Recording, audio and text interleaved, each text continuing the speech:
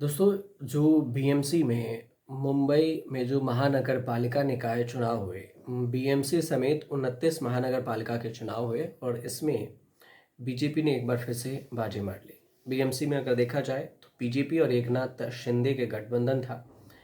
इसके अलावा उद्धव ठाकरे, राज ठाकरे का अलग गठबंधन, कांग्रेस और बीबीए का अलग गठबंधन, अजीत पवार और शरद पवार का अलग गठबंधन। इसके बाद पता चला कि पहले नंबर पर बीजेपी और शिंदे, दूसरे नंबर पर यहाँ पर ठाकरे ब्रदर्स, तीसरे नंबर पर यहाँ पर कांग्रेस रही। तो इस तरह से देखें तो कांग्रेस की भी सीटें थोड़ी बहुत आई, लेकिन सत्ता में वहाँ पर बीएमसी में राज करने के काबिल नहीं रही। लेकिन बीएमसी चुनाव में एक और विवाद हुआ इंक और मार्कर को लेकर कि जो चुनाव में इंक होता है, अ, उस वो इंक नहीं इस्तेमाल किया गया, मार्कर वाला इंक इस्तेमाल किया गया और उससे टिक लगाया गया ताकि जो हाथ उंगली पर निशान लगाए जाते हैं और वह आसानी से मिट गए। सवाल उठा कि इससे तो दोबारा भी लोग मिटाकर वोटिंग कर सकते हैं। इसके बीच अब तो परिणाम भी आ चुके हैं। यहाँ पर 15 जनवरी को चुनाव हुए थे, 16 को परिणाम आए और इसके बाद भी 2-3 दिन बाद भी इस पर चर्चा हो रही है, क्योंकि यहाँ जो दिग्गज वकील हैं कपिल सिब्बल ने एक सवाल उठाया है। कपिल सिब्बल का सीधे तौर से कहना है कि सत्ता में तो आ जाओगे मगर खत्म हो जाओगे। ये एकनाथ शिंदे को लेकर और बीजेपी पर तंज कसते हुए कपिल सिब्बल का सीधे तौर से यहाँ पर सवाल है और तंज भी है। बीएमसी ने जो चुनाव में नवासी बीजेपी ने बीएमसी में 89 सीटों पर जीत हासिल की है। महाराष्ट्र में बीजेपी के सहयोगी एकनाथ शिंदे 29 सीटें, सिर्फ बीएमसी की बात कर रहे हैं।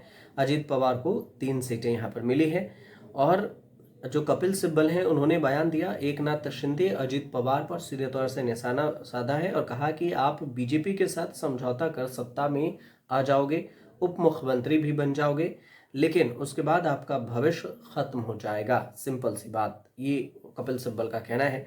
राज्यसभा के सांसद हैं कपिल सिब्बल। 18 जनवरी को वो बयान दिए कि बीएमसी समेत 29 महानगर पालिका के चुनाव नतीजे सामने आए और वे कुछ संकेत देते हैं, महाराष्ट्र के लिए भी और राष्ट्रीय स्तर पर भी और इसके लिए भी। तो उन्होंने कहा है कि जो भी महाराष्ट्र के नगर निकाय चुनाव में सभी पार्टियों का नुकसान हुआ है, लेकिन सिर्फ अकेली बीजेपी का फायदा हुआ है। तो बीजेपी की रणनीति रही है कि पहले पास फिर वनवास, और बीजेपी को जिन राज्यों में लगता है कि वह उस जगह पर कमजोर है, वहां पर ज़्यादा वोट नहीं मिलेंगे तो चुनाव जीत नहीं पाएंगे, तो वहाँ के जो छोटी छोटी पार्टियां हैं उसके साथ गठबंधन कर लेती है, समझौता कर लेती है और इसके बाद वह सत्ता में आ जाती है। और जब उन्हीं सब पार्टियों को हाशिए पर बाद में धकेल दिया जाता है। इसी तरह से कपिल सिब्बल ने आगे ये भी बयान दिया कि महाराष्ट्र में जैसे एकनाथ शिंदे को देख लीजिए, नतीजे आने के बाद पार्षदों को होटल में रखना पड़ रहा है, क्योंकि वे जानते हैं कि बीजेपी तोड़ लेती है और उन्हें खरीद लेती है। तो अजीत पवार को देखिए, अजीत पवार जो किसी एक पक्ष के नहीं टिके, निकाय चुनाव में सिर्फ 3 सीटों पर सिमट गए और इस चुनाव में अजीत का सिर्फ नुकसान हुआ और उन्होंने भविष्य अपना जरूर खराब कर लिया। इसके अलावा बीजेपी, कपिल सिब्बल का कहना है कि बीजेपी सिर्फ अपना फायदा देखती है। ये संकेत विपक्ष को जाना चाहिए, मगर बीजेपी के साथ समझौता करेंगे तो सत्ता में आएंगे, मुख्यमंत्री भी उप मुख्यमंत्री भी बन जाएंगे, लेकिन आपका भविष्य खत्म हो जाएगा। सीधे तौर से ये एकनाथ शिंदे पर उन्होंने सवाल उठाया है। अब आती है एक चीज और है जो कांग्रेस को लेकर भी उन्होंने सवाल उठाया है। मनीष तिवारी ने भी सवाल उठाया है। अब महाराष्ट्र में जो बीजेपी की नई चाल इसे बता रहे हैं कपिल सिब्बल, कह रहे हैं कि बीजेपी के साथ जो भी गया उसका अस्तित्व धीरे धीरे खत्म होता चला गया है। तो इसके अलावा मनीष तिवारी की अगर बात करें तो कांग्रेस के नेता हैं मनीष तिवारी, बीएमसी चुनाव में जो दुर्दशा है उसकी बात बता रहे हैं। उन्होंने ये भी कहा है कि 2012 से कांग्रेस का जो गिरता पैराग्राफ है और जो गिरता ग्राफ है, वहाँ पर बीजेपी के सहयोगों को खत्म करने वाली रणनीति विपक्ष के लिए खतरे की घंटी है। अब मनीष तिवारी का मानना है कि तोड़ जोड़ के राजनीति के बावजूद बहुमत का आंकड़ा कमजोर है। अगर कांग्रेस ने इन दिग्गजों की नसीहत मानकर सही गठबंधन किया होता तो आज नतीजे अलग होते।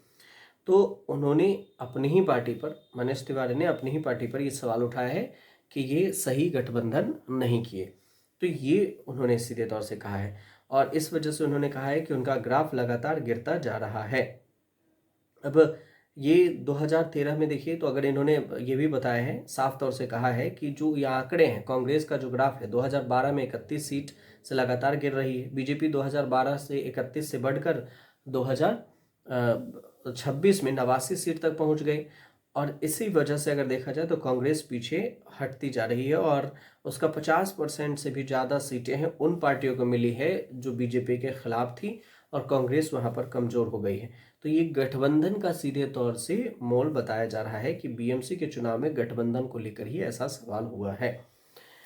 तो पूरी जानकारी जो ये थी बीएमसी को लेकर, जो दिग्गज नेता कपिल सिब्बल हैं वो जो बयान दे रहे हैं उनकी हमने आपको कहानी बताई है कि क्या कुछ कहा है और क्यों कहा है। आपकी अगर कोई राय हो बीएमसी चुनाव में बीजेपी की जीत और कांग्रेस और अन्य पार्टियों के हार पर, तो आप हमें कमेंट जरूर कीजिएगा कि आखिर क्यों हुआ, क्यों बीएमसी में भी चुनाव हार गई कांग्रेस और अन्य सहयोगी दल, बीजेपी यहाँ पर कांग्रेस से ज़्यादा सीटें लाई और जीती है। फिलहाल अगर जानकारी सही लगे तो हमारे चैनल से जुड़िए, सब्सक्राइब जरूर कर लीजिएगा।